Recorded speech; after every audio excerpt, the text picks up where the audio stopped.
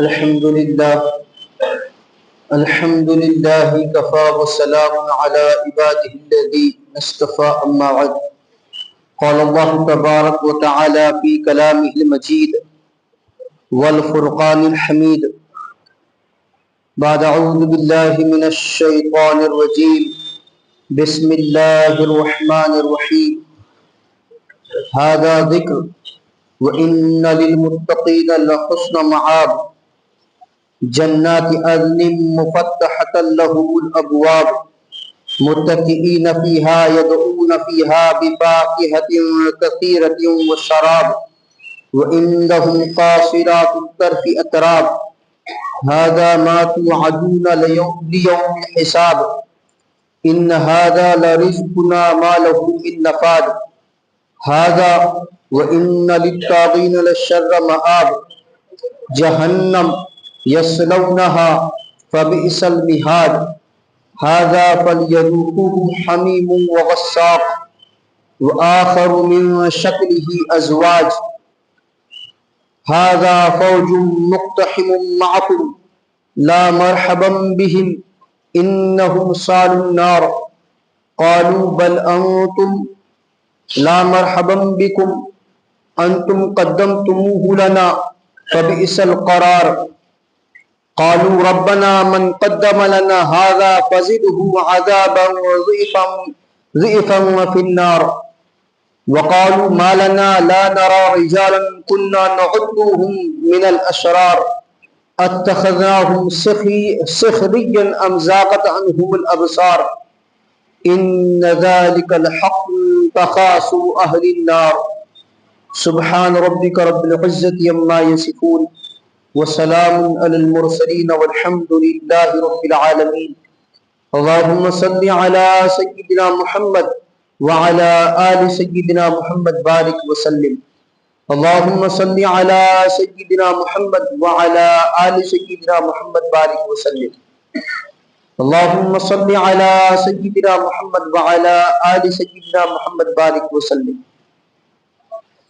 معزز سامعین کرام، ملت اسلامیہ کے عزیز نوجوانوں، بزرگان ملت، اللہ جل جلالہ عما نوالہ نے حضرت انسان کو اس کی دنیاوی زندگی میں ہی ساری چیزیں آشکارا کر کے کھول کر بتا دی ہے. وہ جتنی سرگرمیوں میں مبتلا ملوث رہتا ہے، چاہے اچھی ہو یا بری، خیر والی ہو یا بدکاری پر مشتمل، ہر سرگرمی کا اثر وہ محشر میں قیامت کے دن اپنے انجام کے اعتبار سے دیکھ لے گا. سورہ زلزال میں اللہ تبارک و تعالیٰ اسی کو ارشاد فرما رہے فَمَن يَعْمَلْ مِثْقَالَ ذَرَّةٍ خَيْرًا يَرَهُ، ذرہ برابر بھی خیر ہوگی اس کو دیکھ لے گا. وَمَن يَعْمَلْ مِثْقَالَ ذَرَّةٍ شَرًّا يَرَهُ، ذرہ برابر بھی شر ہوگی اس کو بھی دیکھ لے گا. تو جو کچھ وہ دنیا میں کر رہا ہے اسے وہ دیکھنا ہے، اس کے انجام تک اس کو پہنچنا ہے. اور قرآن عظیم الشان کا اگر مطالعہ کیا جائے اور کرنا چاہیے، قرآن کریم پڑھنا چاہیے، تو سمجھ میں آئے گا کہ اللہ تبارک و تعالیٰ نے جہاں انعامات کا ذکر کیا ہے، عذابات کا بھی ذکر ہاتھوں ہاتھ کیا ہے. اہل جنت کے تذکرے کے ساتھ اہل جہنم کا تذکرہ ہوا ہے. اہل جنت کی خوشخبریوں کے ساتھ اہل جہنم پر وارد ہونے والے، ان کو ملنے والے عذاب کا تذکرہ کیا ہے. اور ہر وہ بات، ہر وہ چیز جو دنیاوی زندگی میں آدمی اپنے کو سمجھانے کے لیے، دل کو خوش کرنے کے لیے، خود کو مطمئن رکھنے کے لیے جو ہیلے، جو بہانے، جو ایکسکیوز دنیاوی زندگی میں خود کو مطمئن کرنے کے لیے دیتا ہے، ان تمام کو اللہ نے قرآن عظیم الشان میں کھولا ہے کہ محشر کے میدان میں وہ تمام ایکسکیوز، وہ تمام بہانے، وہ تمام باتیں کہ جن کے ساتھ بندہ اپنے آپ کو مطمئن رکھتا تھا، اللہ تبارک و تعالیٰ کے سامنے وہ کچھ بھی نہیں چلیں گے، الٹا کیے ہوئے کی سزا بھگتنی پڑے گی. کوئی بہانہ نہیں چلنے والا کہ اس وجہ سے یہ کیا تھا، اس وجہ کو مناسب سمجھا جائے، اس بہانے کو قبول کیا جائے اور چھوڑ دیا جائے، عذاب نہ دیا جائے، پنش نہ کیا جائے، نہیں چلنے والا۔ اور رہتی دنیا میں، دنیاوی زندگی میں اللہ نے یہ بتا دیا کہ یہ ہونا ہے، یہ بہانے دیے جانے والے ہیں، یہ عذر پیش کیے جانے والے ہیں، یہ باتیں کہی جانے والی ہیں، تاکہ بندہ دنیاوی زندگی میں سمجھ جائے، اسے یہ احساس جاگ جائے اس کے اندر کہ یہ چلنے والا نہیں ہے۔ اس لیے اب دنیاوی زندگی میں خود کو مطمئن کر کے فائدہ نہیں، اطمینان تو اللہ کی یاد کے ساتھ، اللہ کی رضا والے کاموں کے ساتھ، اللہ کی رضا والے اعمال کے ساتھ ملنا چاہیے۔ اور بعض مرتبہ حضرت انسان خود کچھ کرنا نہیں چاہتا، لیکن کسی کو اپنا بڑا سمجھ کر، بڑا مان کر، بڑا جان کر، اور کبھی کبھی دباؤ میں آ کر، پریشر میں آ کر، ماحول کا بہانہ بنا کر، سوسائٹی کا بہانہ بنا کر، ارد گرد رہنے والوں کا بہانہ بنا کر اللہ کی نافرمانی والے کاموں کو کر گزرتا ہے، اور یہ سوچتا ہے کہ میرا یہ عذر چل جائے گا اور یہ بہانہ میرا چل جائے گا۔ اس کو بھی اللہ تبارک و تعالیٰ نے قرآن عظیم شان میں کھولا ہے کہ یہ بھی چلنے والا نہیں۔ دونوں کا تذکرہ ہر جگہ، جہاں جہاں آپ قرآن شریف کی تلاوت کریں گے، جن سورتوں کو پڑھیں گے، جن آیات کی تلاوت کریں گے، جہاں آپ کو اہل جنت کے تذکرے معلوم پڑیں گے، ان کی نعمتیں معلوم پڑے گی، وہاں اہل جہنم کے تذکرے بھی معلوم ہوں گے، اور اہل جہنم کے حوال سے بھی آپ واقف ہوں گے۔ چنانچہ سورۃ الصاد بہت ساری جگہوں سے ایک جگہ مثالیں جس کو آپ سمجھ لیجیے گوشت گزار کی جا رہی ہے۔ سورۃ صاد کی چند آیتیں ہیں جن میں اللہ تبارک و تعالیٰ نے دونوں تذکرے رکھے ہیں کہ جب ہم اللہ کی مان کر زندگی گزاریں گے،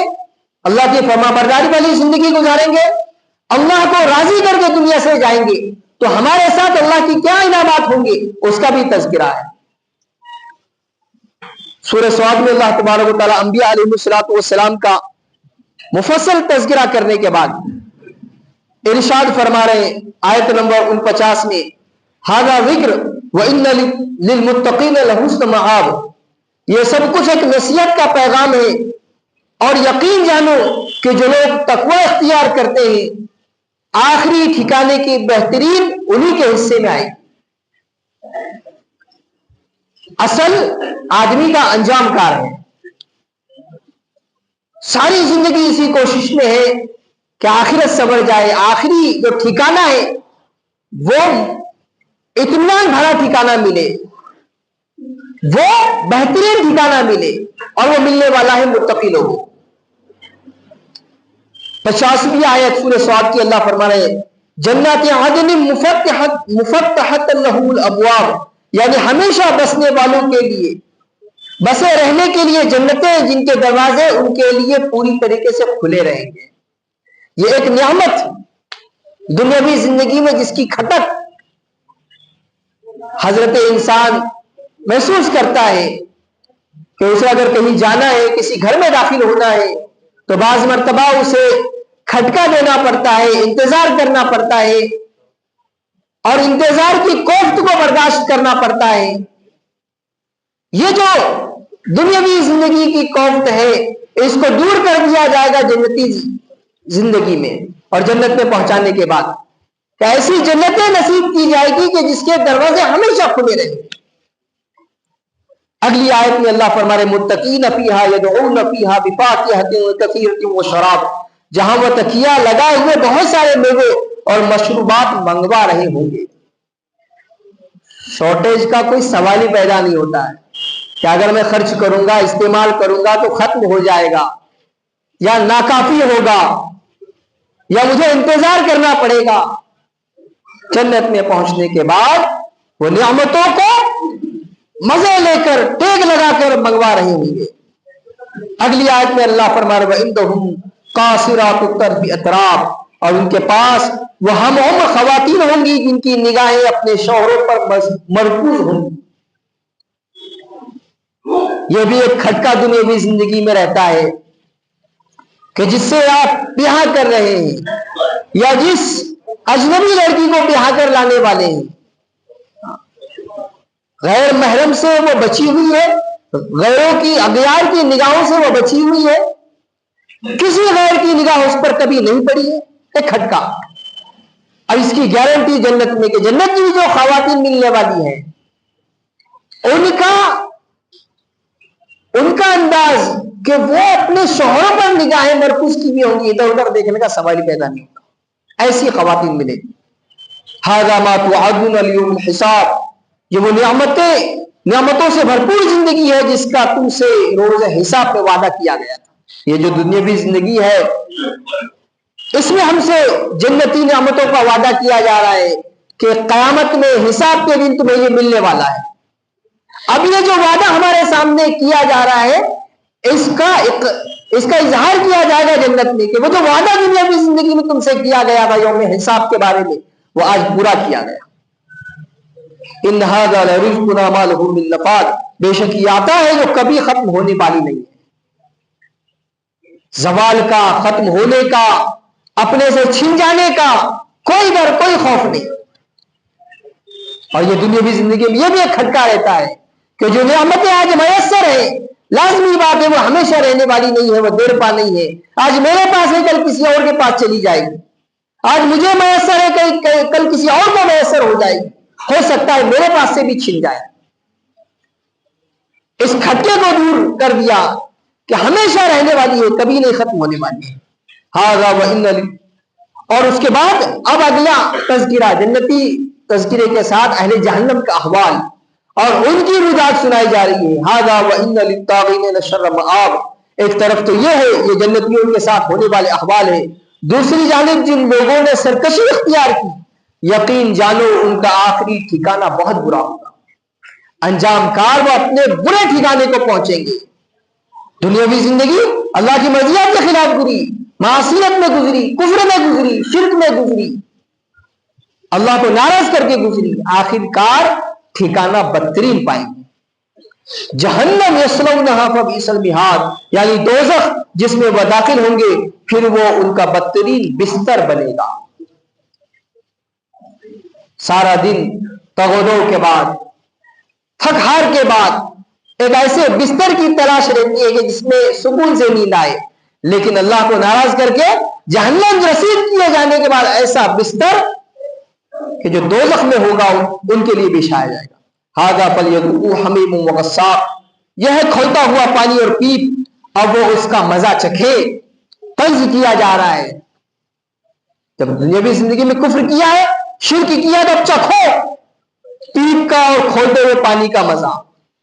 وآخر من شکلہ ازواج, اور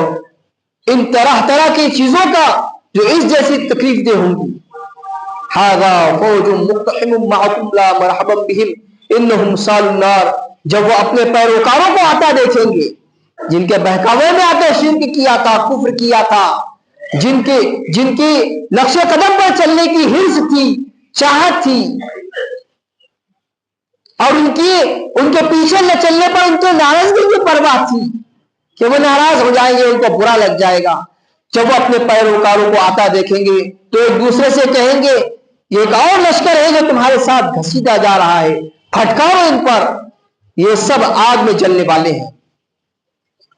قالوا بل انتم لا مرحبا بكم بل انتم قدمتموه لنا فبئس القرار, اور وہ آنے والے کہیں گے, وہ پیروکار وہ آنے والے کہیں گے نہیں بلکہ پھٹکار تم پر ہو اور تم ہی یہ مصیبت ہمارے لیے آگے لائے ہو, اب تو یہی بدترین جگہ ہے جس میں رہنا ہوگا. اب دیکھیے جن کی پیروکاری کی تھی, جن کے نقش قدم پر چل کر کفر کیا تھا, شرک کیا تھا, اللہ کی ناراضگی والے کام کیے تھے, ان کے بارے میں یہ جہنم والے کیا کہیں گے؟ قالوا ربنا من قدم لنا هذا فزده عذابا ضعيفا في النار, پھر وہ اللہ سے کہیں گے کہ ہمارے پروردگار جو شخص بھی یہ مصیبت ہمارے آگے لایا ہے اسے دوزخ میں دگنا عذاب دیجیے. ایک تو ہمیں بہکانے کی وجہ سے خود تو ڈوبے ہیں، سبب تم کو بھی لے کے ڈوبیں گے والا معاملہ کیا تھا کہ خود تو تباہ ہو گئے، برباد ہو گئے، جہنم رسید ہو گئے، ہم کو بھی ایسے کام کرنے لگائے کہ جس سے ہم بھی جہنمی بن گئے، ہمیں بھی جہنم رسید کیا گیا، تو دوہرا عذاب ان کو دیجیے۔ وقالوا ما لنا لا نرى رجالا وكنا نعدهم من الاشرار۔ اب دیکھیے اہل کفر دنیاوی زندگی میں اپنی دنیاوی زندگی کو مزیدار بنانے کے لیے شرک کر رہے ہیں، کفر کر رہے ہیں، اللہ کو ناراض کر رہے ہیں اور مسلمانوں کو حقیر سمجھ رہے ہیں، گری پڑی مخلوق سمجھ رہے ہیں۔ جہنم میں بھی یہی احساس جاگے گا اور وہ کہیں گے، اور وہ ایک دوسرے سے کہیں گے کیا بات ہے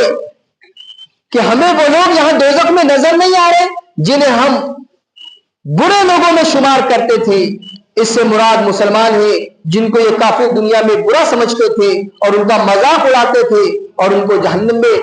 نظر نہیں پائیں گے، تو یہ کہیں گے اتخذناہم سخرا ام زاغت عنہم الابصار،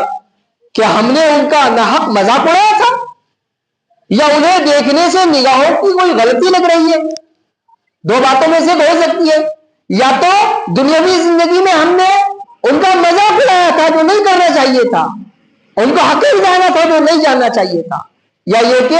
ہماری نگاہوں سے تو کوئی اوجھل نہیں ہے، یہی ہے جہنم میں، لیکن اوجھل ہے نگاہوں سے، کہیں ایسا تو نہیں؟ یہ جو تخاصم ہے، آپس کی بات چیت ہے، اس کے بارے میں اللہ فرما رہے ہیں ان ذالک الحق تخاصم اہل النار، یقیناً دوزخیوں کے آپس میں جھگڑنے کی یہ ساری باتیں بالکل سچی ہیں اور جو ہو کر رہے گی۔ تو آدمی دیکھا دیکھی، کسی کو بڑا بنا کر، کسی کے پیروکاری میں آ کر، کسی کا مرید بن کر، یا یاری دوستی میں، محبت میں ایسے کام نہ کر گزرے کہ جس سے اللہ ناراض ہو۔ اللہ کو راضی کرنے والے کام کرنے ہیں، اللہ کی رضا والے اعمال کے ساتھ زندگی گزارنی ہے، اور ہر وہ بات، ہر وہ چیز، ہر وہ عمل جس سے اللہ ناراض ہوتے ہیں، اس سے اپنے آپ کو اور اپنے پورے ماتحت کے لوگوں کو اور پوری برادری کو، پورے سماج کو، پورے ایمان والوں کو، پورے عالم کو بچانے کی فکر کرنی ہے۔ اللہ تبارک و تعالیٰ کہنے سننے سے عمل کی توفیق عطا فرمائے۔ وآخر دعوانا الحمدللہ رب العالمین والصلاة والسلام علی سید الانبیاء والمرسلین صلی اللہ تعالی علیہ وسلم۔